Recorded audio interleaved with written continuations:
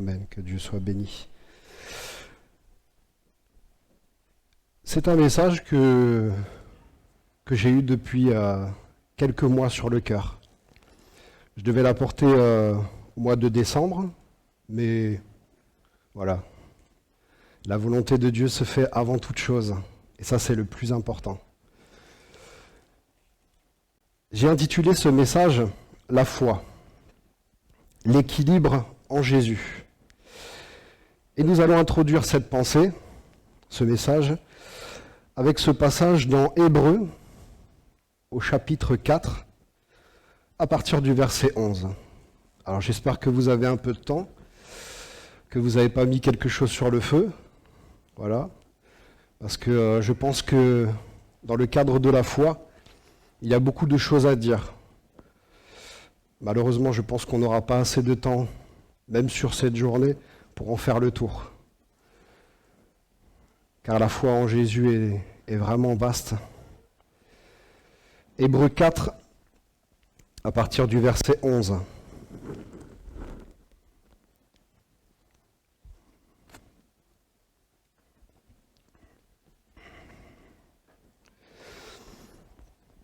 Les pages se tournent.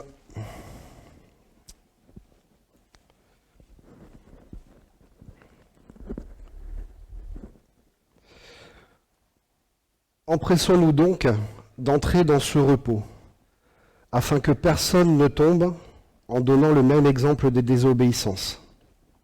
En effet, la parole de Dieu est vivante et efficace, plus tranchante que toute épée à deux tranchants, pénétrante jusqu'à séparer âme et esprit, jointure et moelle. Elle juge les sentiments et les pensées du cœur. Aucune créature n'est cachée devant lui. Tout est nu et découvert aux yeux de celui à qui nous devons rendre compte. Ainsi, puisque nous avons un souverain grand prêtre qui a traversé le ciel, Jésus, le Fils de Dieu, restons fermement attachés à la foi que nous professons. Je développerai cette pensée en 3 points. J'aurais pu en faire 6, 7, 8, 10, 100, 2000, mais j'ai décidé de faire 3 points. Le premier point, et non des moindres, c'est la recherche de l'équilibre, les origines de la foi. Dans ce passage des Hébreux que nous venons de lire, nous nous rendons compte que l'auteur applique à son auditoire les bénéfices de cette rencontre, de cette alliance avec Dieu.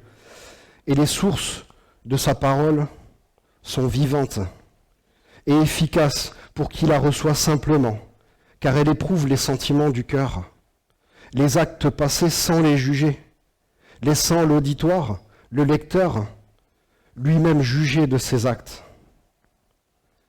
Il porte même un coup de grâce, et ce n'est pas un jeu de mots,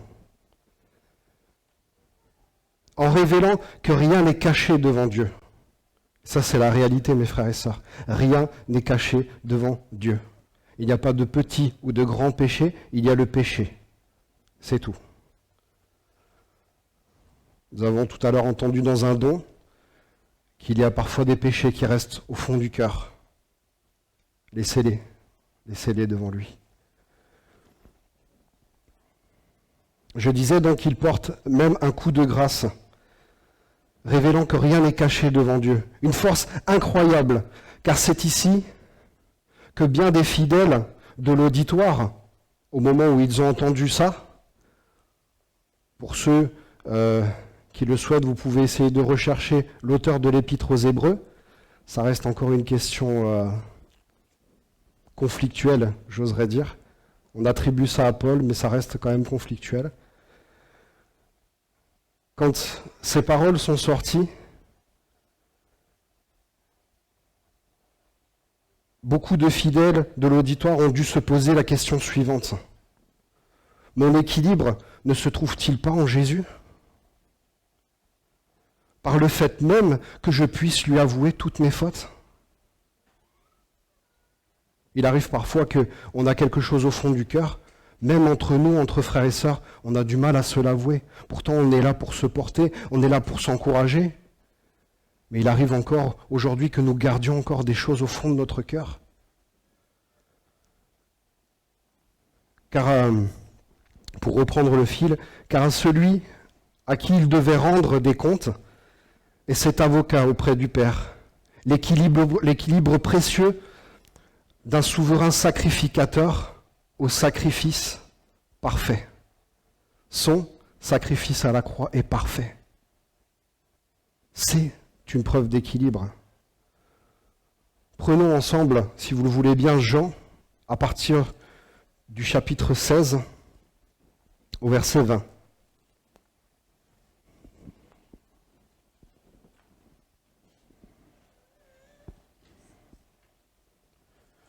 Jean, chapitre 16, à partir du verset 20. En vérité, je vous le dis, vous pleurerez, vous vous lamenterez, tandis que le monde se réjouira. Vous serez dans la tristesse, mais votre tristesse se changera en joie. Lorsqu'une femme accouche, elle éprouve de la tristesse, parce que son heure de douleur, parce que son heure de souffrance, est venue. Mais lorsqu'elle a donné le jour à l'enfant, elle ne se souvient plus de la douleur, à cause de sa joie d'avoir mis un enfant au monde. Vous donc aussi, vous êtes maintenant dans la tristesse, mais je vous reverrai, et votre cœur se réjouira, et votre joie, personne ne vous l'enlèvera. Ce jour-là, vous ne m'interrogerez plus sur rien. En vérité, je vous le dis, tout ce que vous demanderez au Père en mon nom, il vous le donnera. C'est bien là un encouragement à la foi.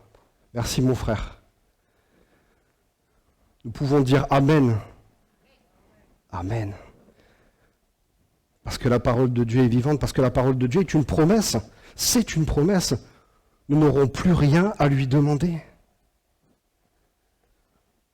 Combien sommes-nous ce matin à pouvoir témoigner de la grâce de Dieu dans notre vie? Ce jour où l'équilibre de son amour a fait appel à notre foi, à ta foi. Ce jour où ta bouche s'est ouverte pour lui demander de venir à ton secours. Combien sommes-nous, et je pense que tous, et je l'espère, nous sommes passés par cette repentance active, cette repentance vivante. Il, et quand je dis il, j'ai écrit il en grand, Jésus t'a offert le plus précieux des cadeaux, la vie, la vraie, afin que ta foi grandisse en lui, pour que la paix, sa paix soit assurée en toi, au moyen de cette foi naissante ou renaissante pour certains.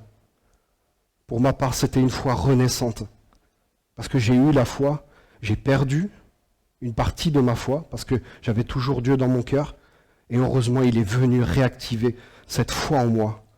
Gloire à Dieu, vraiment, vraiment.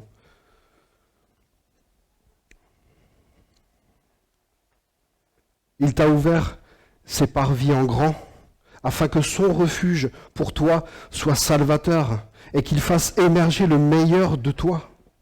Cette bonté qui apporte le pardon, la justice souveraine, la repentance, la considération de l'autre.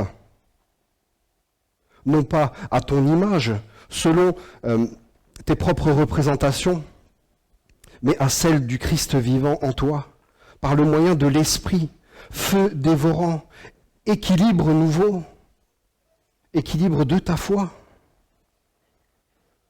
Ésaïe, au chapitre 26 et au verset 3, je vous le lis, nous apporte ce bel encouragement. Je vais essayer de garder la tête haute, je suis désolé, voilà, j'ai encore des défauts.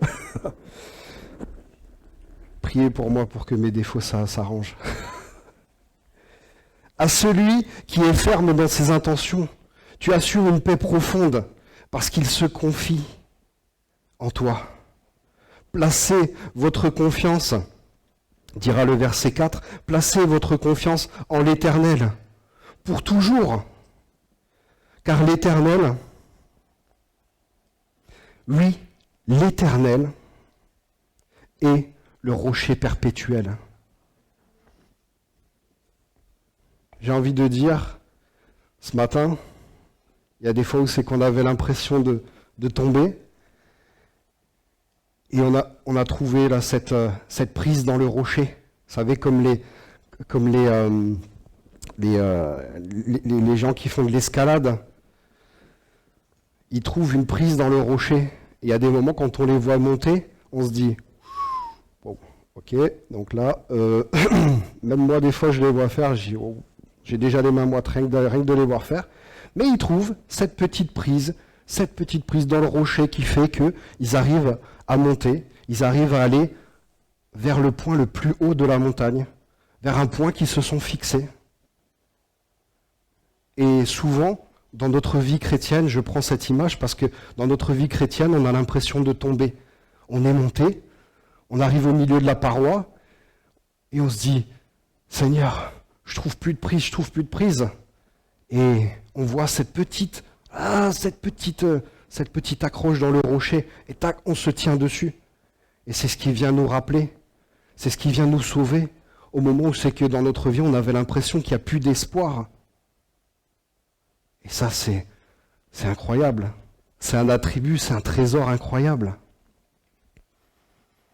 Vraiment, ô combien je remercie ce matin l'Éternel de la grâce qu'il a fait à chacun de vous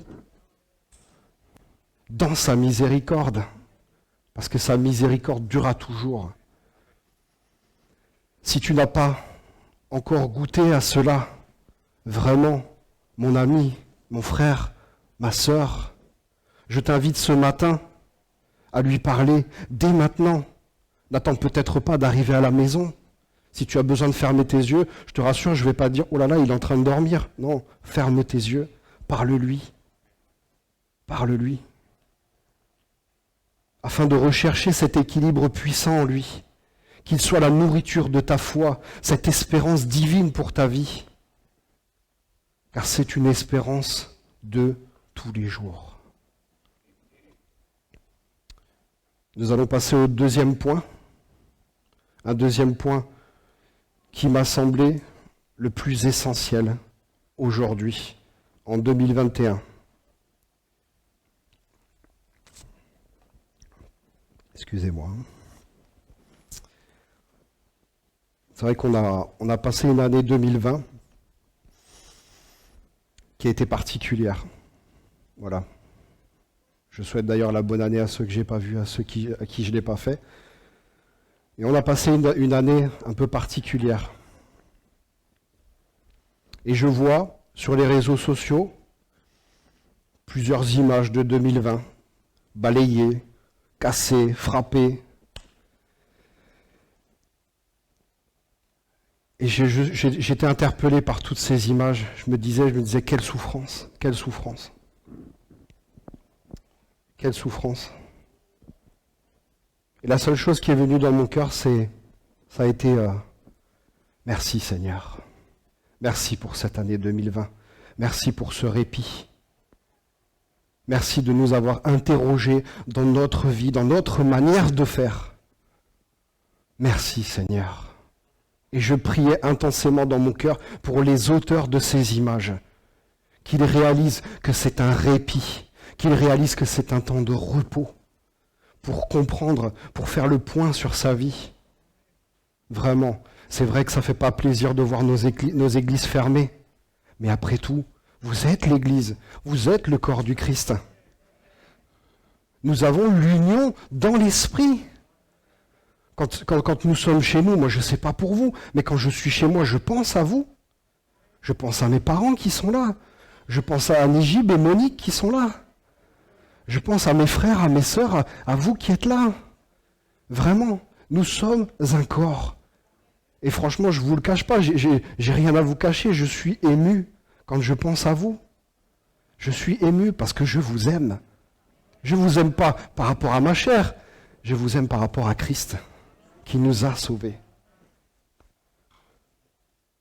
Le maintien de ce fondement acquis aux premières heures de ta conversion passe par l'unité de l'Esprit à travers des dons qu'il a donnés à chacun de nous. Et je suis sûr, d'une manière très intime, parce qu'en écrivant ce message, j'avais les visages qui passaient devant moi, je suis sûr de manière très intime que chacun de vous avait reçu quelque chose de précieux. Vous avez reçu quelque chose de précieux. Vous qui nous regardez sur Internet, vous avez reçu quelque chose de précieux. Pour certains, ils en voient déjà les fruits. Parce qu'avant tout, c'est à nous d'en voir premièrement les fruits, et après à nos frères, à nos sœurs de venir nous dire, nous faire prendre conscience que nous portons déjà du fruit. Pour d'autres, c'est plus discret, voire plus long. Cela se passe dans le secret, même parfois, et gloire à Dieu pour ce secret, car il y a dans le secret de grands combats.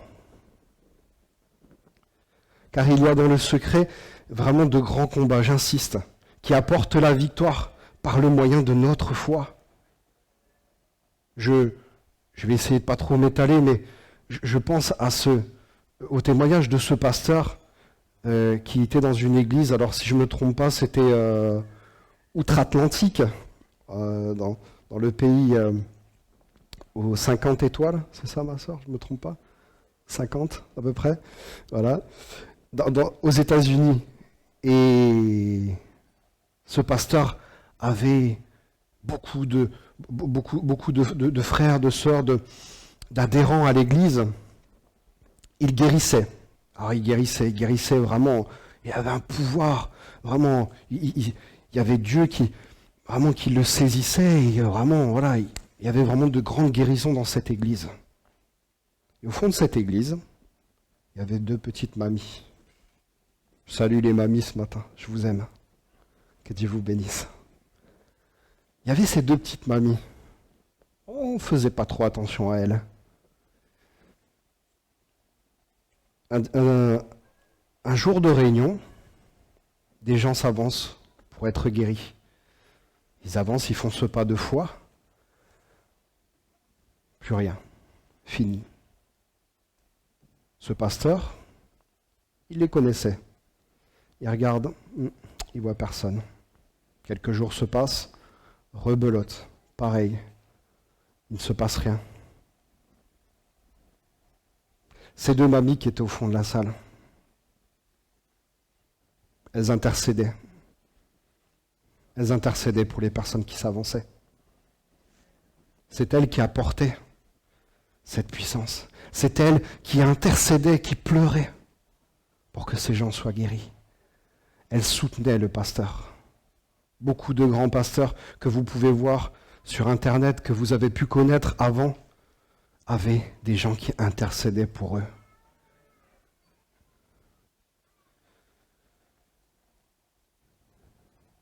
Éphésiens 2, au chapitre 8,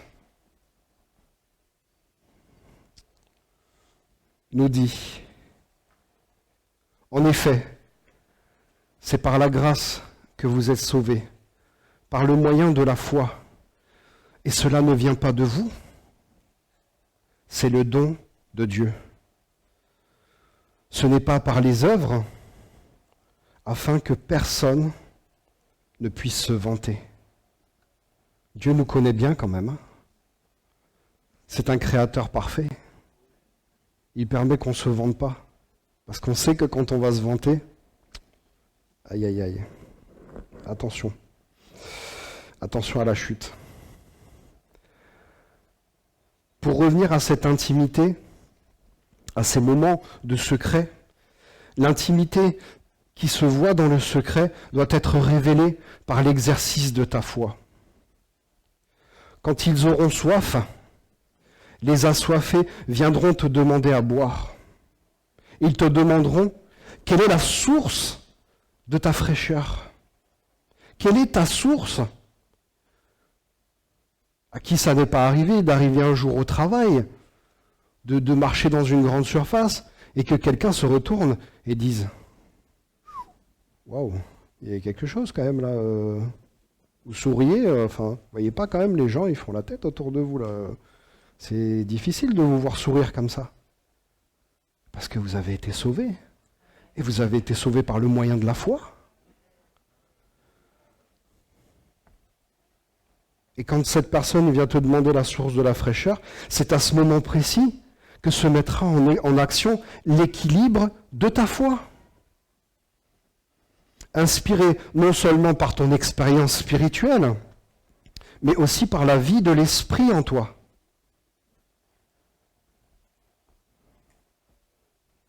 J'ai cette petite phrase qui m'est venue sur le cœur dans le courant de la semaine. La foi doit produire les œuvres, et non l'inverse. Car si les œuvres produisent la foi, sur quoi alors est basée ta foi? Je répète, parce que je vois ça se fronce là. La foi doit produire les œuvres, et non l'inverse. Car si les œuvres produisent la foi, sur quoi est basée ta foi? Je vous laisse la réflexion. Galates 2,16, je vais vous le lire, dira « Cependant, nous savons que ce n'est pas sur la base des œuvres de la loi que l'homme est déclaré juste, mais au moyen de la foi en Jésus-Christ. Ainsi, nous aussi, nous avons cru en Jésus-Christ, afin d'être déclarés justes sur la base de la foi en Christ, et non des œuvres de la loi, puisque personne ne sera considéré comme juste sur la base des œuvres de la loi. Combien de personnes aujourd'hui j'entends dire « Ah, j'ai fait ma BA aujourd'hui ». Ouais. Un jour, j'ai aidé un ami, pas très loin d'ici, sur des travaux, et il me disait « Oh là, toi, t'es toujours à aider sur les chantiers, sur les machins, tu vas aller au paradis, toi ». Je l'ai regardé, je dis « Si tu penses que c'est ça qui sauve, remets-toi en question ». J'ai chanté un chantier gospel juste après, quand il m'a regardé. Il fait, « Ah, tu chantes ça, toi ?» Et je dis « Ouais, je chante ça, pourquoi ?»« Ah, ok. » J'ai compris que ce jour-là, il devait être interpellé dans sa foi.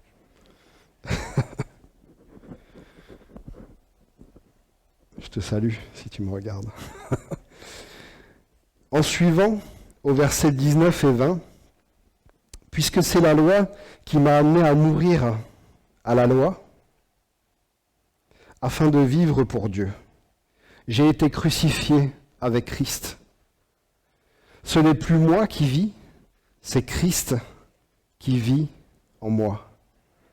Et ce que je vis maintenant dans mon corps, je le vis dans la foi au Fils de Dieu qui m'a aimé et qui s'est donné lui-même pour moi. Le maintien de l'œuvre de la foi en nous, en toi, se vit car Christ vit en toi. Est-ce que je peux entendre des amens? Alléluia. Ayant lui-même rebâti les forteresses de ton âme, il vous a reconstruit, il a rebâti. Parfois nous ne nous rendons plus compte parce que nous sommes là, la tête dans le guidon, mais il a rebâti en vous quelque chose de précieux. Il a reconstruit en vous quelque chose de précieux et il continuera jusqu'à votre dernier souffle parce qu'il vous prépare pour l'éternité. Le dernier souffle n'est pas la fin de ta vie, c'est le commencement de ta vie. Que le Seigneur soit béni. L'Éternel n'est pas un rocher vacillant comme on peut en trouver en flanc de ravin. C'est vrai, des fois, en roulant en montagne, on voit ces panneaux. Attention, chute de rocher. Moi, ça me fait peur. Hein. quand on va sur notre lieu de villégiature, et je vous invite à venir, voilà, en espérant que cette année ça va rouvrir, le camp de vacances de l'Égoile, on passe par des routes. Je dis Seigneur, cette pierre elle reste là-haut. Parce que c'est vraiment pas large et je vous garantis que même si vous voyez un rocher tomber, ça va intérêt à avoir de bons freins. J'ai pris comme exemple ce rocher qu'on peut trouver dans le Sidobre, le rocher tremblant des 7 faux, qu'on bouge avec un simple bâton. Merveille de la nature, hein, c'est vrai. Hein. C'est une merveille de la nature. Hein. Bon, ben, y a eu un peu les hommes qui sont passés par là, mais bon, ça reste une merveille. Mais pas une réalité de Dieu. Ce n'est pas une réalité de Dieu. Il est l'appui sur notre foi, la base qui ne vacille pas, qui trouve sa souche dans les fondements de l'humanité, que lui-même a créé, ayant pour regard l'éternité, pour tous. Oui, pour tous. Pour toi ce matin. Comme je le disais tout à l'heure, il a cette vision. Nous regardons, nous, jusqu'au prochain souffle, mais lui regarde déjà à l'éternité. 1 Pierre, au chapitre 1, à partir du verset 6, nous dit, c'est ce qui fait votre joie. Même si maintenant, puisqu'il le faut, vous êtes pour un peu de temps attristés par diverses épreuves, ainsi la valeur éprouvée de votre foi, beaucoup plus précieuse que l'or, qui est périssable et que l'on soumet pourtant à l'épreuve du feu, aura pour résultat la louange, la gloire et l'honneur lorsque Jésus-Christ apparaîtra. Son retour est proche. Son retour est proche. Vous l'aimez sans l'avoir vu? Vous croyez en lui sans le voir encore? Et vous vous réjouissez d'une joie indescriptible et glorieuse, parce que vous obtenez le salut de votre âme pour prix de votre foi. Vous obtenez le salut de votre âme pour prix de votre foi.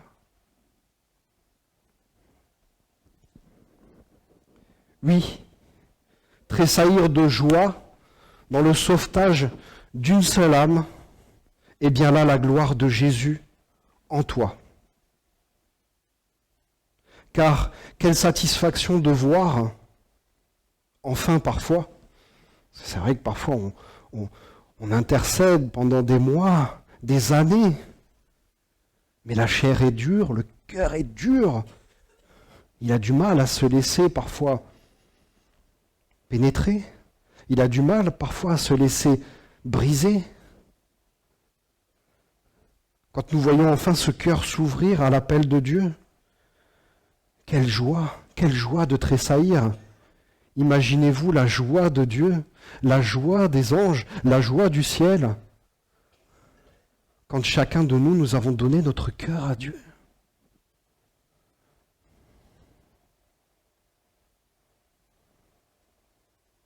J'ai cette anecdote qui me revient d'une joie simple, d'une joie, j'allais dire, presque pure. Cette semaine, je regardais les informations et j'ai vu 2 jeunes adolescents, Mathéo et Kéliane,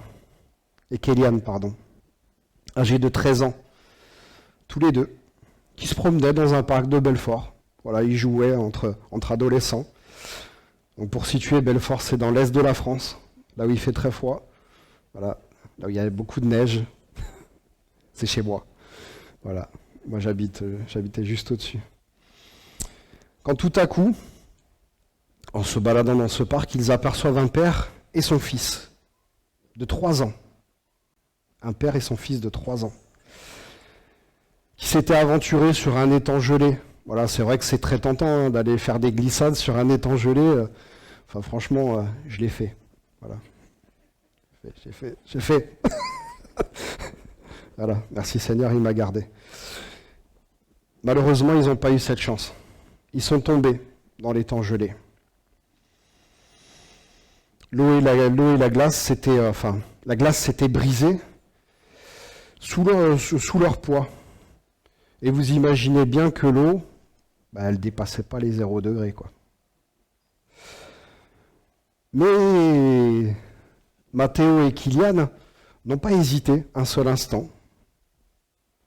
Ils ont fait appel à leur courage, à ce semblant de foi qu'il y avait à l'intérieur d'eux. Ils portent secours à ce père en détresse, mettant eux-mêmes leur vie en danger. Parce qu'il y en a un quand même qui est tombé. Hein. Voilà. Mais ils ont mis leur vie en danger. Ils ont réussi à leur porter secours. Ils sont partis...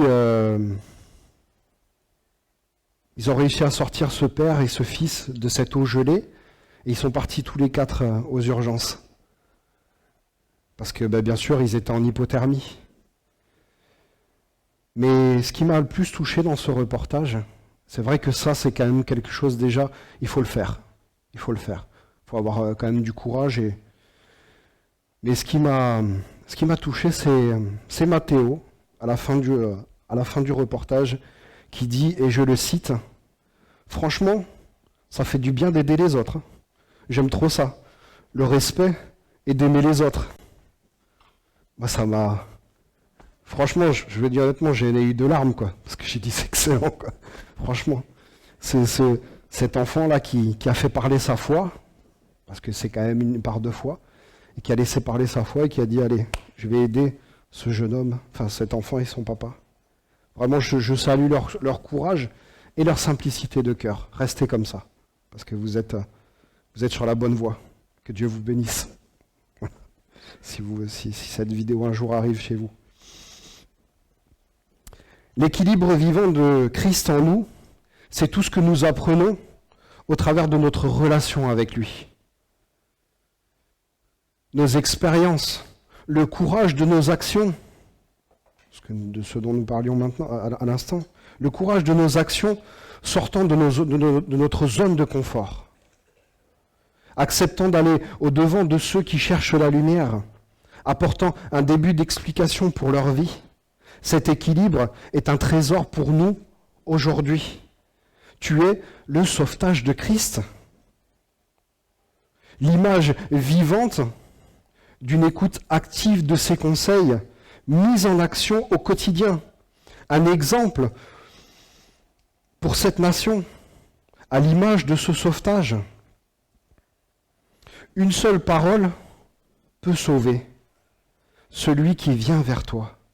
Une seule parole peut sauver. C'est écrit en grand devant, Jésus t'aime. Combien j'ai entendu de gens me dire « Ah ouais, t'es à l'église, Jésus t'aime ?» Un peu sarcastique, c'est pas grave. Que Dieu vous bénisse. Mais je sais que là, à ce moment précis, il y a quelque chose qui s'est mis dans leur cœur. Je disais, oui, cette parole, une seule parole peut sauver celui qui vient vers toi. Lui-même, parfois, ne sait même pas pourquoi il vient vers toi. Il te parle, mais toi, au fond du cœur, tu sais pourquoi. À l'image de l'œuvre de l'Esprit en toi. Tu sais pourquoi cet homme, cette femme est venue vers toi. Parce que l'Esprit déjà commence à mettre quelque chose au fond de ton cœur. Jésus, aujourd'hui, nous apporte cette parole précieuse et encourageante dans Jean 13, au verset 35. « Je vous donne un commandement nouveau. Aimez-vous les uns les autres. Oui, comme je vous ai aimé. Aimez-vous les uns les autres. À ceci, tous reconnaîtront que vous êtes mes disciples, à l'amour que vous portez les uns pour les autres. » C'est un encouragement. Pour toi, pour toi, mon frère, ma sœur, c'est un encouragement. Et une demande de Dieu, au travers de son Fils, à rester équilibré, inspiré par l'amour de l'autre. Et oui, je te l'accorde, c'est vrai, au détriment parfois du soi. Il faut parfois savoir s'oublier. Il faut parfois savoir oublier notre activité, oublier notre pensée du moment, oublier la liste de courses, oublier que il te fallait 4 planches et en fait t'en as pris 3. C'est pas grave. Quand on est inspiré comme ça, on reviendra après.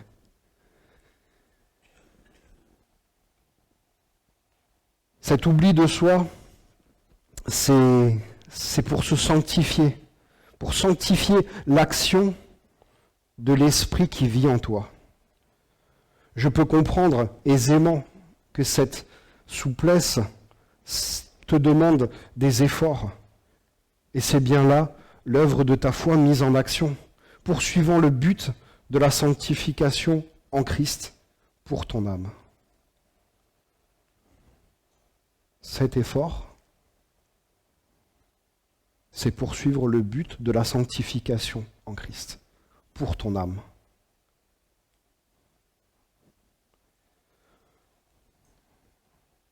La foi en Jésus devient un réel équilibre, le jour où tu saisis l'amour de Christ pour toi. Il a donné sa vie à la condition seule que tu crois qu'il peut te sauver. Exemple ultime d'humilité. Son amour peut encore aujourd'hui ajouter ses bienfaits. Pour cela, tu dois accepter l'équilibre de cette vie nouvelle en lui.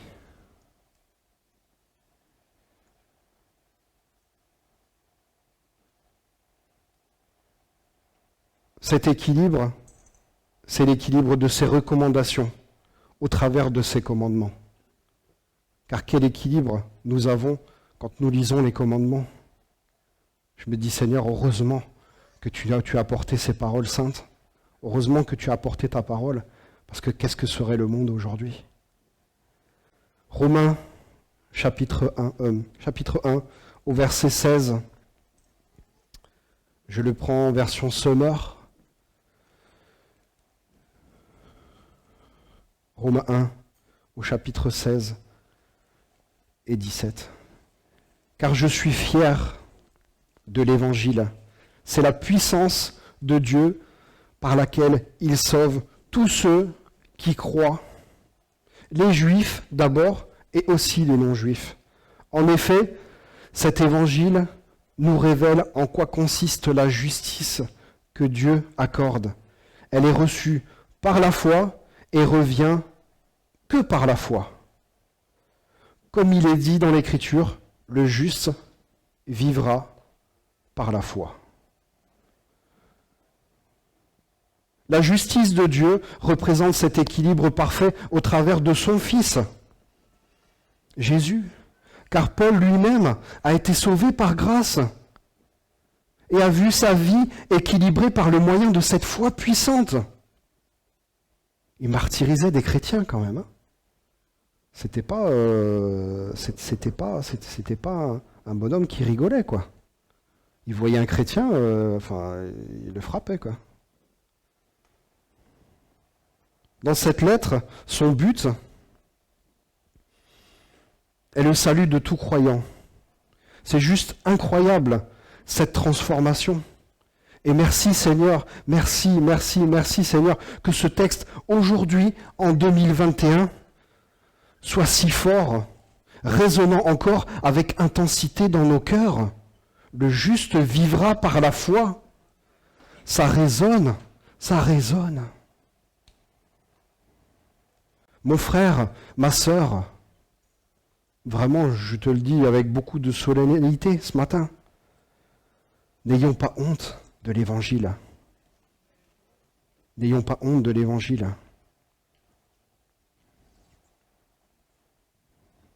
Je te dis pas d'aller crier sur la place principale de la ville, sur la place principale de Castres.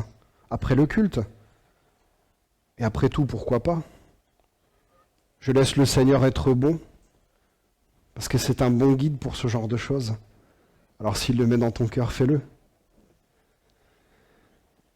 Mais apportons simplement ce message d'espoir aux assoiffés, qui, persuadés de trouver de la saveur dans ce monde, se laisseront aller au plaisir déséquilibré qu'il propose. Nous, le voyons bien, trop de tout peut tuer. On le voit sur les paquets de cigarettes, fumer tue. Je pense que bientôt ça va arriver sur la nourriture aussi. Bon, ça, voilà. Mais trop de tout peut tuer, trop de nourriture peut tuer, trop de cigarettes peut tuer, trop de TV, trop de télévision peut tuer.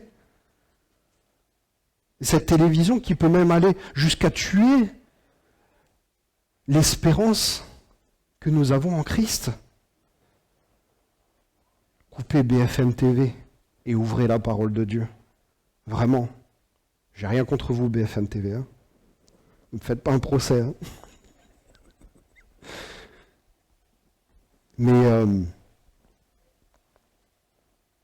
ça nous montre bien qu'il faut un équilibre pour toute chose, et premièrement pour notre âme. Alors que dans le salut de chacun en Jésus se trouve l'équilibre bienveillant de celui qui mourut à la croix pour toi, pour moi, pour nous, croire en Jésus, c'est se confier sans réserve en la grâce de celui qui offre le salut, une vie d'équilibre. J'insiste vraiment sur cet équilibre vivant, puissant, sur cet équilibre de grâce. C'est l'acte du cœur par lequel le pécheur, et c'est moi, c'est toi, nous étions pécheurs, repentants, qui accepte avec joie l'œuvre que son Dieu et Sauveur a programmée et accomplie pour lui et en lui. Je vais vous le lire, Philippiens au chapitre 1 et au verset 6. Et j'en suis fermement persuadé, celui qui a commencé en vous son œuvre bonne, la poursuivra jusqu'à son achèvement au jour de Jésus-Christ. Et j'en suis fermement persuadé, celui qui a commencé en vous son œuvre bonne, la poursuivra jusqu'à son achèvement au jour de Jésus-Christ. Est-ce que je peux attendre un amen commun là? Parce que Dieu est présent. Il nous regarde ce matin. Il parle au cœur. Parce que je sais que ce message est fait pour parler à certains d'entre vous, peut-être à tous. Je l'espère en tout cas. Mais vraiment qu'il puisse toucher vos cœurs. Nous passons au troisième et dernier point. Il est 13h30. Non, ça va. 11h37. Fortifier l'équilibre. J'imagine ce matin que nous sommes tous d'accord pour dire que fortifier sa foi, c'est avant tout dans le secret de notre intimité avec Dieu, Jésus et l'Esprit Saint. Ce moment dans lequel nous pouvons exprimer le cri de nos cœurs. Nous l'avons fait ce matin. Et j'ai entendu des prières qui... Non, je ne vais pas dire j'ai entendu des prières qui... Vos prières. Toutes les prières me touchent et me font du bien. Sachez que quand vous priez, vous faites du bien à vos voisins. Est-ce que vous avez envie de faire du bien à vos voisins? Est-ce que vous aimez votre voisin là? Bon, alors priez à haute voix, exprimez la reconnaissance.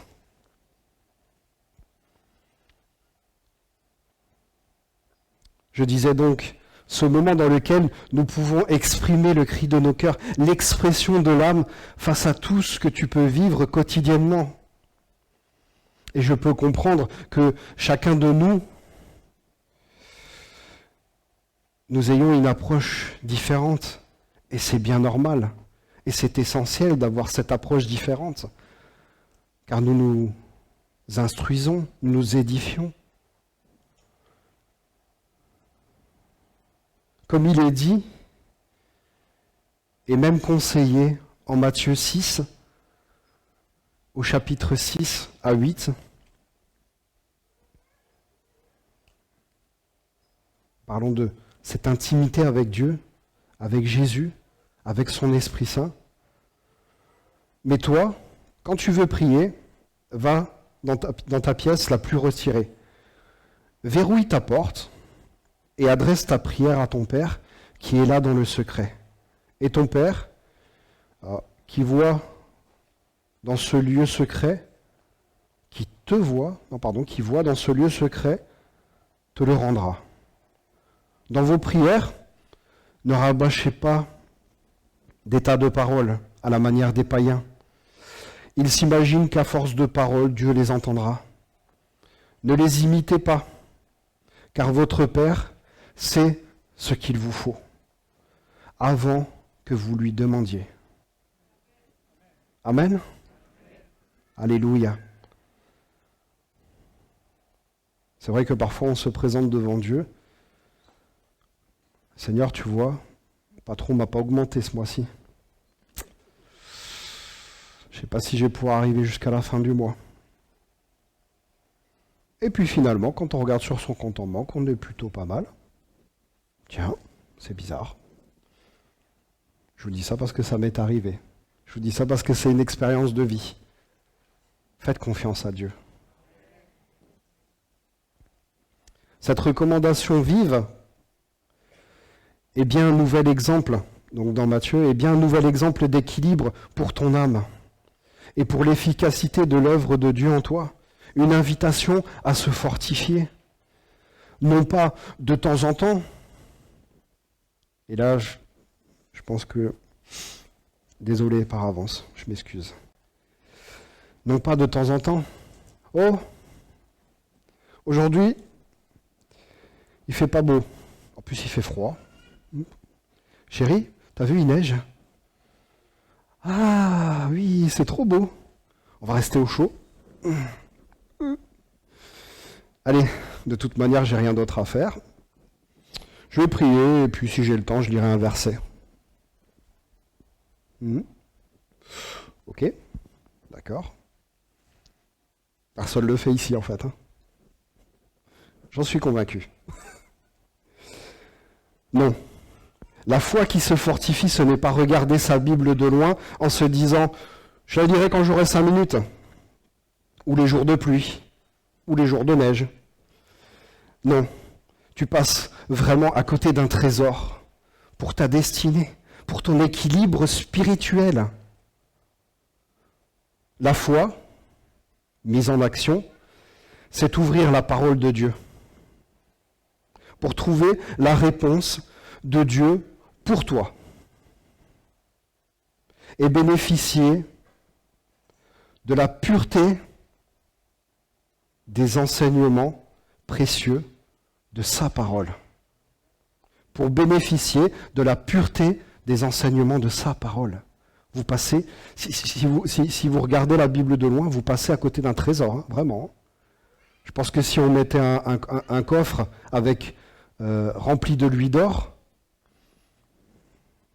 qu'est-ce qu'il fait là, ce coffre? Ouais, je vais en prendre peut-être 2 ou 3 quand même. Oh ben non, il est chez moi, c'est à moi. C'est mieux que 10 000 coffres de pièces d'or. Vraiment, réalisez-le. Parce que l'or est périssable. Par contre, votre âme sera éternelle. Que le Seigneur soit béni.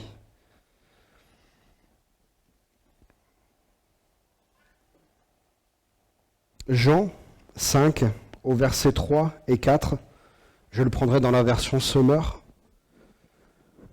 nous dit « Car aimer Dieu », je vais vous laisser chercher, excusez-moi, je vais un peu vite, mais c'est très important. Voilà. Comme je disais à ma sœur qui est là devant moi, je lui disais, restez jusqu'à la fin, parce que c'est important. Vraiment, restez jusqu'à la fin. Si vous devez partir, je le comprendrai quand même. Car aimer Dieu, c'est accomplir ses commandements.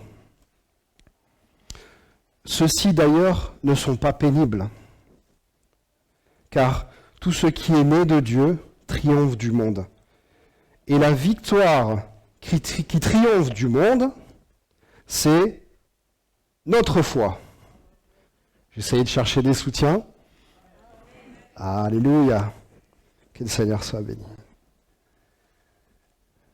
Oui, mon frère, ma sœur, si chaque jour tu pratiques les volontés de Dieu pour toi, alors tu connaîtras le bonheur d'être fort et vainqueur en Christ, car en lui se révèle une justice, la justice de Dieu par la foi et pour la foi, selon qu'il est écrit, le juste vivra par la foi. En Romains 1, 17. Il est vraiment indispensable ce matin de se rappeler cette force qui est pour toi, pour moi, pour nous, frères et sœurs. Pardon, excusez-moi.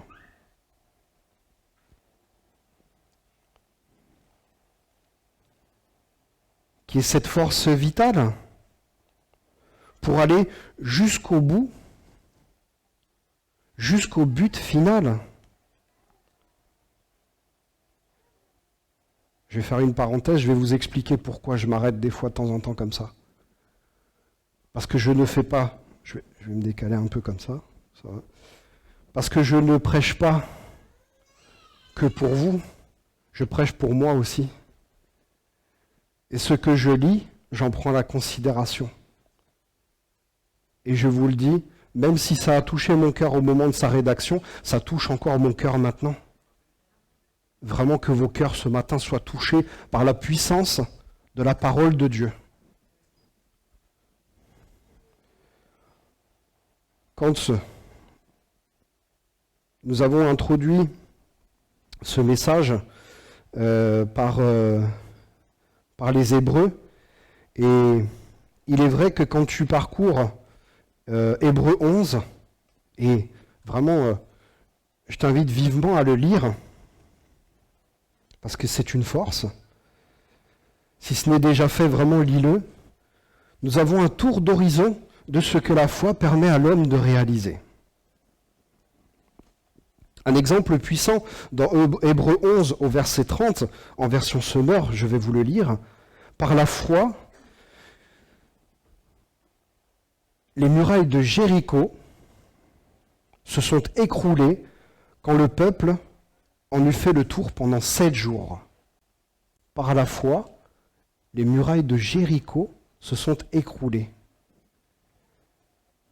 On voit bien ici que des versets 23 à 40, donc en Hébreux 11, l'auteur de l'épître aux Hébreux encourage le lecteur que nous sommes et nous dit « Je puis tout par celui qui me fortifie », comme Philippiens 4,13 le dira. Dieu a réellement un plan puissant pour chacun de nous, parfait et équilibré. Il transmet sa vie et peut répondre aux désirs de l'homme, de la femme. Attention, vrai et fidèle, mais pas à ses caprices, qui ne feront que les mener à leur perte et fermer la porte de la destinée éternelle.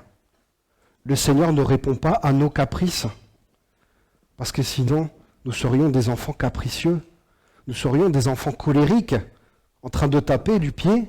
On a quelques enfants ce matin. Salut les enfants. Vraiment, parfois, quand on tape du pied, on aimerait que nos parents répondent tout de suite à notre demande, à votre demande. Quand on veut, ah là là, on est dans le magasin, on voit un jouet là qui est joli. Regarde pas comme ça, toi.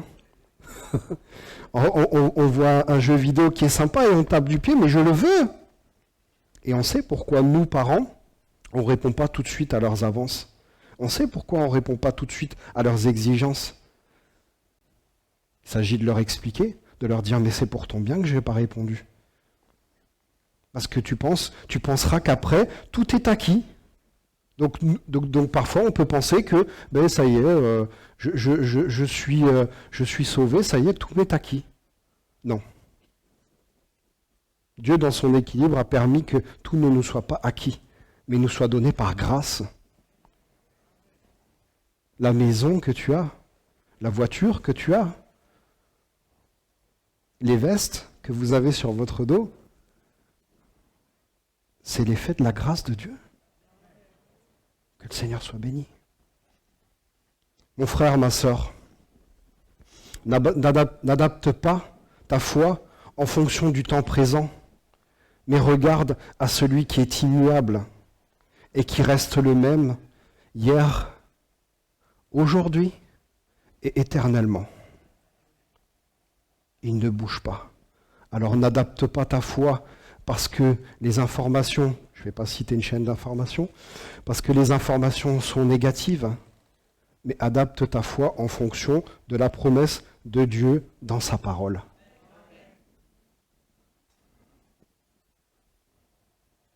L'ange me dit alors, écris, heureux les invités au festin des noces de l'agneau. Et il ajouta, ce sont là les paroles authentiques de Dieu. Alors, je me prosternai à ses pieds pour l'adorer. Mais il me dit, ne fais pas cela. Je suis ton compagnon de service et celui de tes frères qui sont attachés à la vérité, dont Jésus est le témoin. Adore Dieu, car le témoignage rendu par Jésus est celui qui inspire la prophétie de ce livre. Apocalypse 19, au verset 10. Je vous invite à fermer les yeux. Que nous puissions ce matin vraiment bénir notre Seigneur. Que nous puissions le remercier pour l'équilibre de sa foi qu'il nous apporte en cette nouvelle saison, cette nouvelle année, cet équilibre dans notre vie qui est si précieux, qui est si précieux. Mon frère, ma sœur, ne regarde pas à droite, ne regarde pas à gauche. Et je parle ce matin pour quelqu'un, mais regarde la voie que Dieu a tracée devant toi, parce qu'il a un plan précieux, parce qu'il a un plan ferme pour toi. Oui, Seigneur, sois béni ce matin pour ce message. Sois béni pour ta présence dans nos vies chaque jour et à chaque instant. Veuille, Seigneur, ce matin bénir mes frères, mes sœurs, que vraiment ils soient renforcés pour cette année 2021, que l'œuvre de la foi au travers de chaque cœur, au travers de chaque âme, produise du fruit, du bon fruit. Ce n'est pas parce que nous n'allons pas évangéliser que l'œuvre de la foi ne peut pas se faire. Chaque instant est bon. Et ce n'est pas un confinement qui va nous apprendre, qui va nous dire « vous ne pouvez pas parler de Dieu ». Ce n'est pas une restriction d'horaire qui va nous empêcher de parler de Dieu. Parlons de Dieu autour de nous. Oui, Seigneur, je te remercie de l'œuvre que tu fais à l'intérieur des cœurs. Ce matin, que ton cœur de Père soit béni, que ton cœur de Père soit élevé, Seigneur. Merci pour ta présence. Merci pour ton amour qui nous fait du bien. À toi reviennent l'autorité et la gloire sur nos vies jour après jour, Seigneur. Amen. Amen.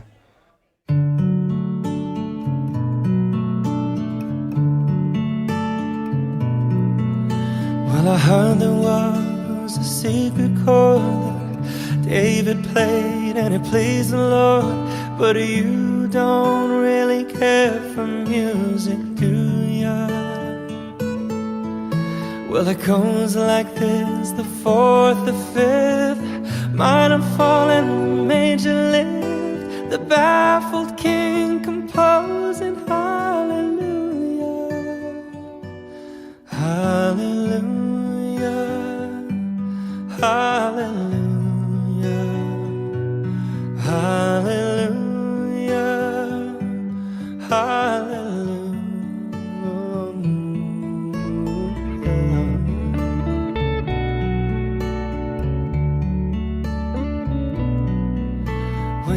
was strong, but you needed proof. You saw her bathing on the roof. Her beauty in the moonlight overthrew you. She tied you to her kitchen chair. She broke your throat and she cut your hair. And from your lips she drew